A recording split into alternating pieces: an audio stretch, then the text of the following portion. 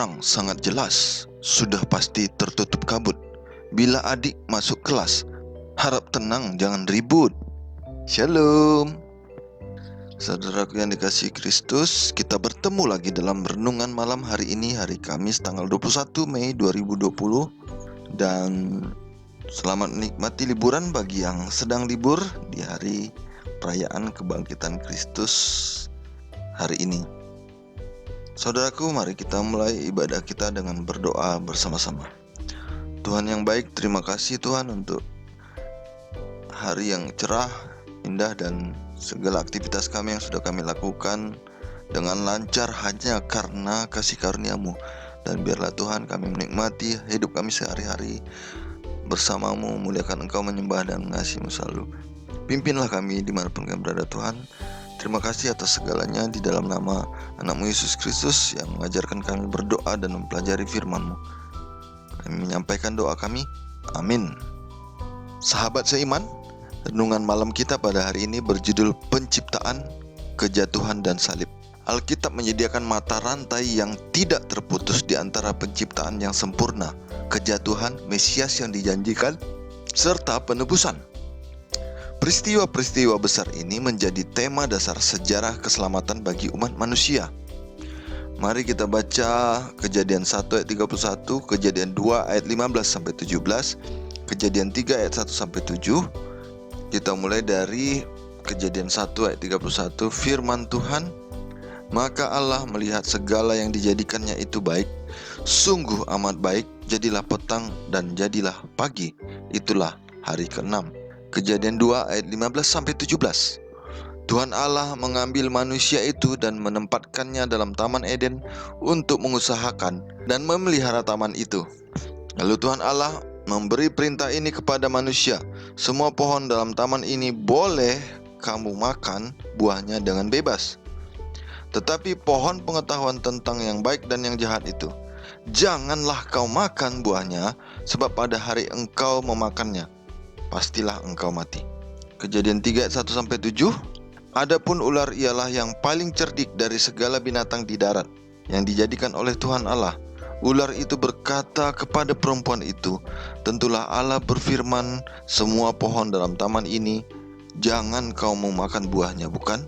Lalu sahut perempuan itu kepada ular itu, buah pohon-pohonan dalam taman ini boleh kami makan, tetapi tentang buah pohon yang ada di tengah-tengah taman, Allah berfirman, jangan kamu makan ataupun raba buah itu, nanti kamu mati. Tetapi ular itu berkata kepada perempuan itu, sekali-kali kamu tidak akan mati. Tetapi Allah mengetahui bahwa pada waktu kamu memakannya, matamu akan terbuka dan kamu akan menjadi seperti Allah, tahu tentang yang baik dan yang jahat. Perempuan itu melihat bahwa buah pohon itu baik untuk dimakan dan sedap kelihatannya, lagi pula pohon itu menarik hati karena memberi pengertian. Lalu ia mengambil dari buahnya dan dimakannya dan diberikannya juga kepada suaminya yang bersama-sama dengan dia, dan suaminya pun memakannya. Maka terbukalah mata mereka berdua dan mereka tahu bahwa mereka telanjang. Lalu mereka menyemat daun pohon ara dan membuat jawat. Apakah yang terjadi dengan ciptaan Allah yang sempurna berdasarkan bacaan Alkitab tadi? Umat yang dikasihi Tuhan, Tuhan mendeklarasikan ciptaannya sungguh amat baik dalam Kejadian 1 ayat 31. Penciptaan itu sekarang sudah sempurna. Eden bertumbuh dengan semaraknya, mekar di atas bumi. Adam dan Hawa mempunyai kebebasan atas pohon kehidupan. Tidak ada cemar dosa ataupun bayang-bayang kematian menodai ciptaan yang indah itu. Ellen G. White, Alpha dan Omega, jilid 1 halaman 39. Allah telah mengamarkan Adam dan Hawa bahwa jika mereka makan dari buah pohon terlarang itu, mereka pasti akan mati. Kejadian 2 ayat 15-17. Si ular memulai percakapannya dengan sebuah pertanyaan dan kemudian membantah apa yang Allah firmankan, serta berkata, sekali-kali kamu tidak akan mati.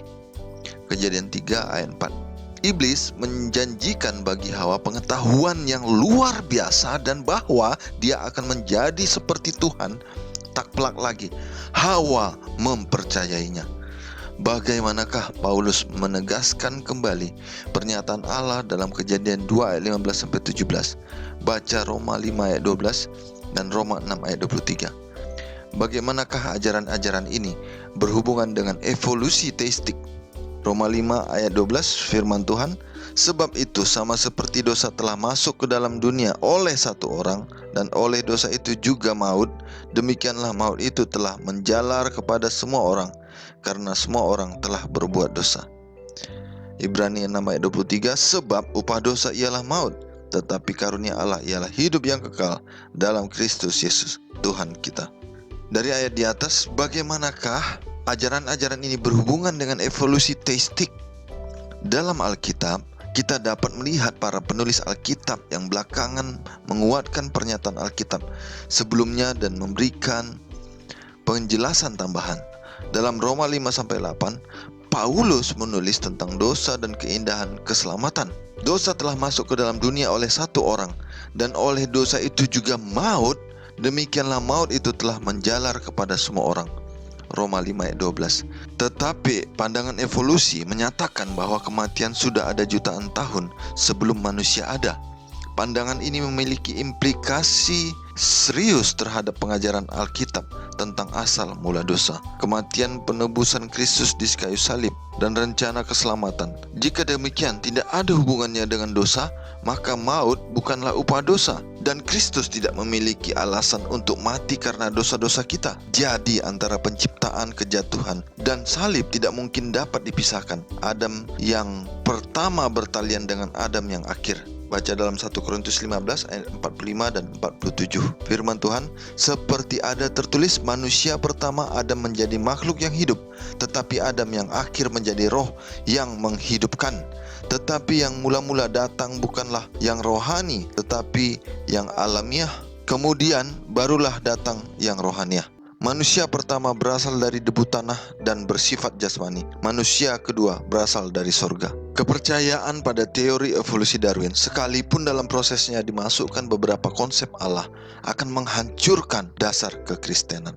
Saudaraku, pelajaran malam ini mengenai penciptaan, kejatuhan, dan salib menyatakan betapa di awal manusia diciptakan sempurna bersama seluruh bumi dan makhluk hidup beserta apapun yang ada dalam penciptaan tersebut. Tetapi Adam pertama jatuh dalam dosa. Adam kedua adalah pembalik keadaan, membawa penebusan keselamatan dan kasih karunia Allah dalam hidup manusia. Oleh karena itu, kita perlu paham dalam kejatuhan ada janji Allah yang pasti, penebusan Yesus, dan kita dapat memahaminya.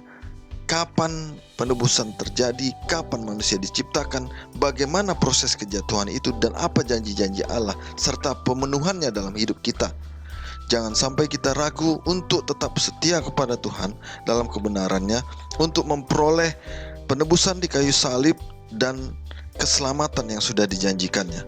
Jadi antara penciptaan, kejatuhan, dan salib tidak mungkin dapat dipisahkan, sehingga kita tidak punya hak atau dasar sama sekali menyatakan bahwa penciptaan dunia ini memakan waktu beratus bahkan berpuluh juta tahun, beratus tahun, atau beribu tahun.